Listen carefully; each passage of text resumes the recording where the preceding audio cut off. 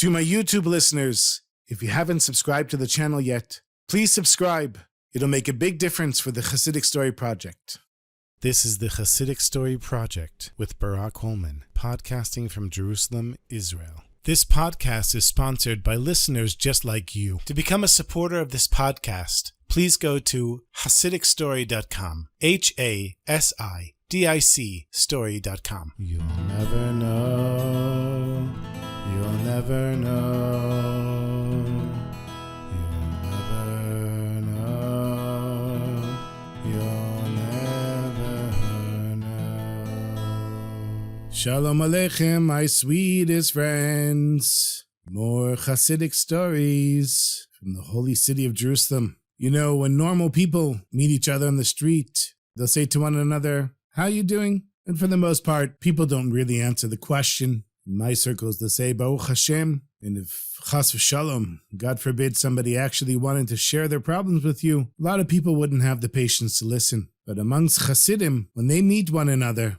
they say, "Tell me, do you have a good story that I can take with me?" One time, the Sanz Rebbe, who was the greatest student of the holy Strelitzker, he told this story. He said, "When I was little, my father was very wealthy, and we would travel all over Russia. Late one night, when we were traveling, we drove into a little village. It was winter, it was snowing, and freezing cold outside. Wanting to get out of the cold, we were just looking for one home that had a candle lit in the window. And when we found a house, we knocked on the door, and a very old man greeted us.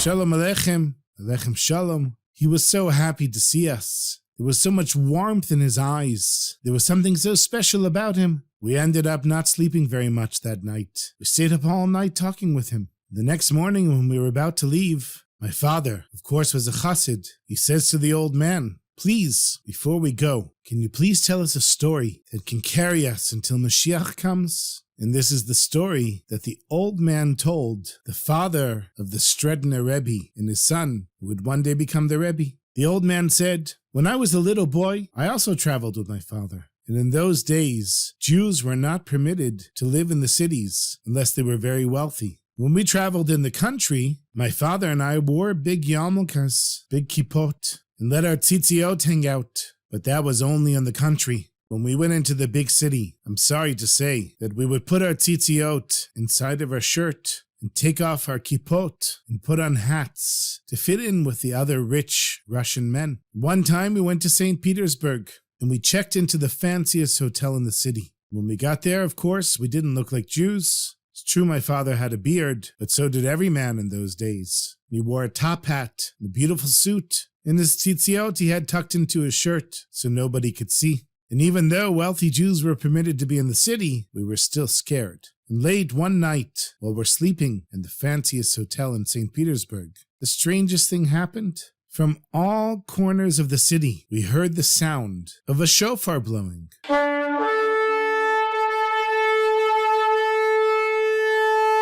We looked at one another and we said, "What's going on here?" So we went down to the lobby. There everybody's listening to the shofar being blown. So we asked people what's going on. They said a very strange army is camping outside of the city. They're wearing strange clothes and they're doing strange things. And they're the ones that are blowing that strange instrument. And then a message reached us that this strange army sent a message to the Tsar saying that they came in peace and they were requesting permission to stay in the city for a short amount of time. And suddenly word went around that two of the soldiers would be staying in the same hotel that we're staying in. The next morning, my father and I woke up early. We went down to the dining room to drink some tea, and then we saw the most amazing thing. There were two holy Jews standing there, unashamed, with their talis and tefillin on, davening the morning prayers out loud with a strong voice. They weren't scared of anyone beating them or calling them dirty names, because those Jews, whoever they weren't in exile like my father and I. And we stood there and looked at them in awe. Look at these Jews who stand amongst the Goyim, the non-Jews, not scared of anything, proud to be a Jew, wearing their talis and tefillin with pride and speaking and davening in such a strong voice. But then suddenly we heard the shofar again.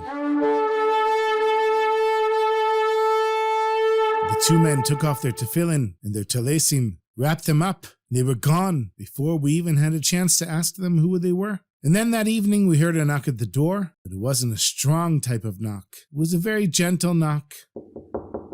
The two soldiers that we saw that morning were back, but they looked different. The pride that we saw in the morning was gone. And instead of davening in the lobby with a loud voice, they simply walked through the lobby and went to their rooms. And the next morning, my father and I, we woke up early again. We went down to the lobby and we saw the two soldiers. They were davening, but they weren't davening like they had davened the day before. It was so sad. It was like Tisha B'Av and Yom Kippur, all wrapped up in one. They were crying. Their tears were tears for the destruction of the Holy Temple and the exile of the Jewish people into the diaspora. And then my father had this idea. He said to me, let's take off our hats and put on our yarmulkes and pull out our tzitziot as far as they'll go and join those two Jews in their davening. And when the two Jewish soldiers saw us davening with such pride, like they had done the day before, one of the soldiers suddenly turns around and he sees me and he comes over to me and he kisses my tzitziot and put his holy hands on my head.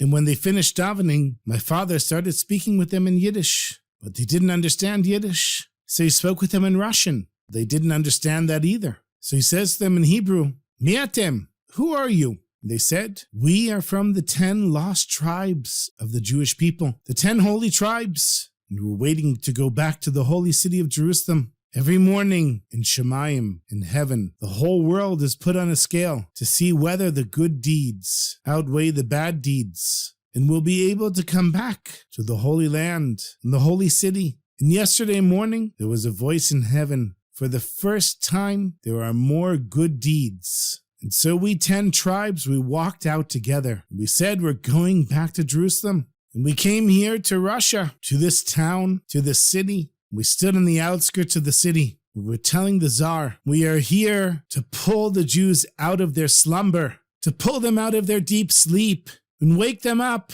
and remind them that they are Jews, that they should be proud to be Jews, like we are. So my father said to the soldiers, so what happened? One of them said, what happened? Somewhere in the world, one person killed another. Then all of a sudden, there were more evil deeds than good deeds. And in heaven, they said it's not time for Mashiach to come. It's not the time for the final redemption. The soldier said, so I'm sorry, my sweetest friends, but we're going to have to go back to heaven and wait again until there's a sign that we can come back into this world, back to the Holy Land, with all the Jewish people, wherever they are in the world. And my father said to the soldier, you know, it's beautiful what you said, but I'm a bit of a skeptic and it's kind of hard for me to believe such a crazy story like yours. Please give me a sign. Give me a sign that when I tell this story, people will believe me. People will believe that I met 2 soldiers from the 10 lost tribes of Israel. And so the soldier took out a piece of paper from his pocket and he handed it to my father. And he said, here you go. And my father looks at it, flips it from one side to the next. Both sides of the paper are blank. There's nothing there. So my father says to the soldier, what is this, a joke? And the soldier says, no. After Yom Kippur, I want you to hold this piece of paper up to the moonlight, because everybody knows when Yom Kippur is over, we say Kiddush Levana, we sanctify the new moon. He said, and when you greet and bless the new moon, hold the paper up to the light of the moon. And if you have holy vision and your heart is pure, you will see your name on this blank piece of paper. And if you have really clear eyes, you will be able to see the name of your Father. And if you have even purer eyes, you will be able to see the names of your children, your grandchildren, and your great-grandchildren. And if you keep on looking, and your eyes are a Mashiach, are eyes that are able to see the final redemption, then you will be able to see the day when Mashiach comes. But only if you're on the level, my sweetest friend.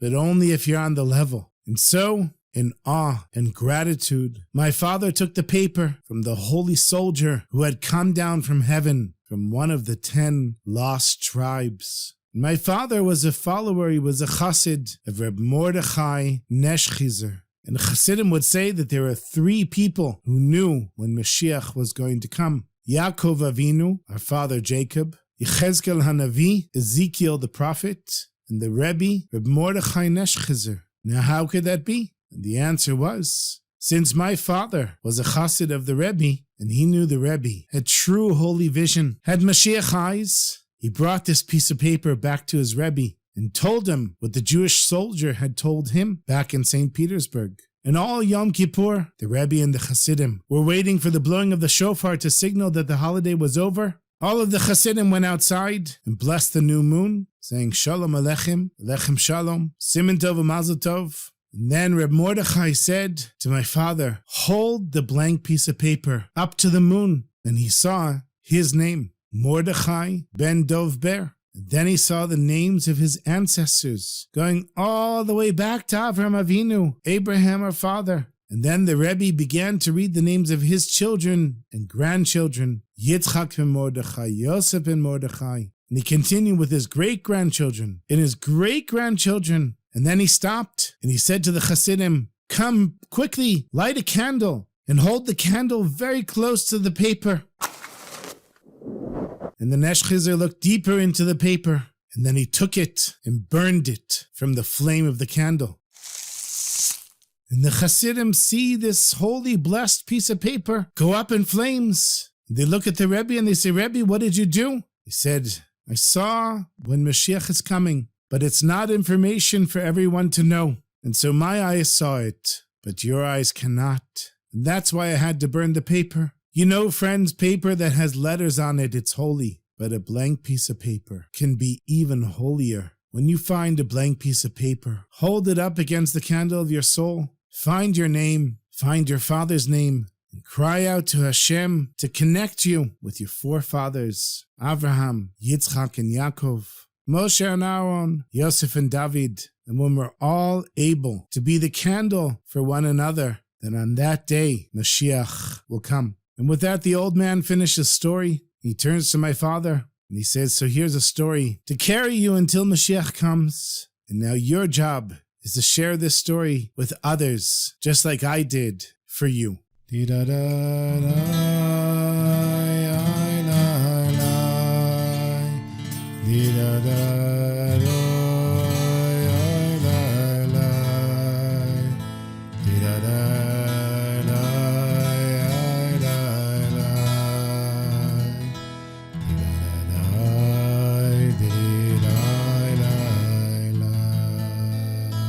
Okay, so I have one more short story for you. The Heiliger Sanz Rebbe, Reb Chaim of Sanz. Everybody knows that he had difficulty with one of his feet, and it got to the point where he needed an operation, and it would be very painful for the Rebbe. So the doctor said, I'm going to have to give you an injection and put you to sleep so you won't feel the pain. But Reb Chaim says to the doctor, I'll make a deal with you. Don't give me an injection, and you can do your surgery. Just let me do my thing. But do me one favor. If I don't open my eyes after the operation is over, just don't disturb me, because I don't know how long the operation is going to take, and I'm not going to fully be here in this world, and I might be on the table for a few more hours beyond the operation. Just promise me that you won't wake me up. So the doctor says, okay, Rebbe, if you say that you can handle the pain, I'm willing to do it without an anesthetic. And so Reb Chaim of Sanz closes his eyes, and all of a sudden it looks like he's not in this world. The color in his face changed. His body stopped moving. He was barely even breathing. Just like the Sanz Rebbe said, the doctor was able to operate everything he needed to do. And the Sanz's body didn't move for 1 second. It didn't respond to any pain. And after the operation was over and all of the stitches were in, the doctor looks at the Sanz Rebbe and it appears as if he's not breathing. His face turned white. And the doctor says, I think maybe the Rebbe died during the surgery. He put his hand to feel a pulse. He didn't feel a pulse from the Rebbe. Tried to feel if he was breathing. Couldn't tell if the Rebbe was breathing. So the doctor goes to the Rebbe's children who were standing outside the operating room and he said, I'm so sorry. It appears that your father has left this world. So the children who knew their father, they said, he leaves this world all the time. And the doctor's like, no, I mean, he died. The children said to the doctor, can we go see our father? And he said, sure, of course. They come and they say to the doctor, if our father said he's okay, then we're going to trust he's okay. Just leave him on the operating table and give him the time that he asked for. For the next 4 hours, the Sanz Rebbe laid on the operating table. It looked as if he had left this world, but then he gently opened his eyes and he says, where's the doctor? Someone call the doctor. The doctor comes running in and he says, "Doctor, was the operation okay?" The doctor says, "Rabbi, I hope you don't mind me asking, but what did you do? What did you really do?" So Reb Chaim said, "I want you to know that my teacher, the Holy Master, Reb Naftali Rapshitzer, he taught me something. Everybody knows how to feel joy, right? We always need a reason for feeling joy. Something good happened, so I have a reason to be happy. And when do we feel pain? When there's a reason to feel pain. But I know how to be joyous for no reason other than the fact that I was born a Jew. And if I'm joyous, there's no room for pain. So I simply brought myself to the highest level of joy, being so connected to HaKadosh Baruch Hu, so connected to Hashem, that it's as if I'm not even in this world. I reached a place of such holy ecstasy that I was completely united with Hashem, me and my soul, and I left my body behind. And so when you did the surgery, even though my body was here, I was someplace else. The truth is, I didn't even want to come back down. But in heaven, they told me I still had more work to do in this world. And so I woke up, and that's when I called you, doctor, to see if everything had worked out. So you see, my sweetest friends, it's natural for us to feel pain. It's easy to feel pain. It takes real work to feel joy, especially joy that's not dependent on something else. The joy of being a Chassid, the joy of being a Jew, and the joy of being connected to a Kadosh Baruch Hu. When we hear stories of tzaddikim like the Sanz Rebbe, so I don't know about you, my sweetest friends, but for me that's a very high level to reach. And when I tell this story, I don't expect you and me to reach that level. But what I want to learn from the story is that it exists. And if you know that it's there, maybe you can grab onto a little piece of it whenever you need it. And the better you get at jumping up and grabbing that piece of joy, the closer you can get to Hashem.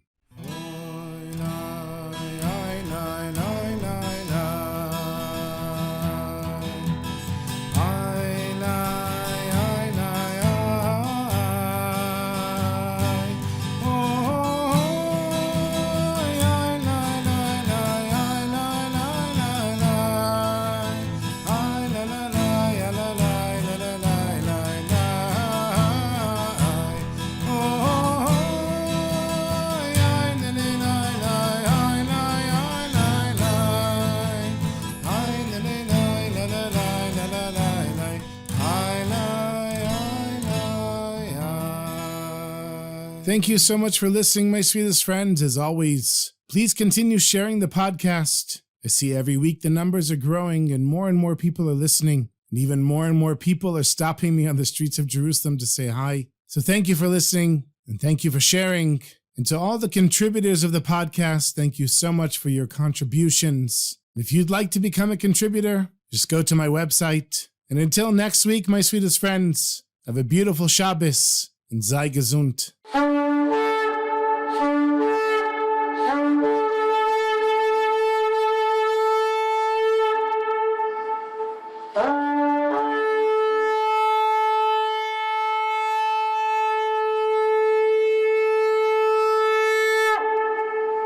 L'chaim.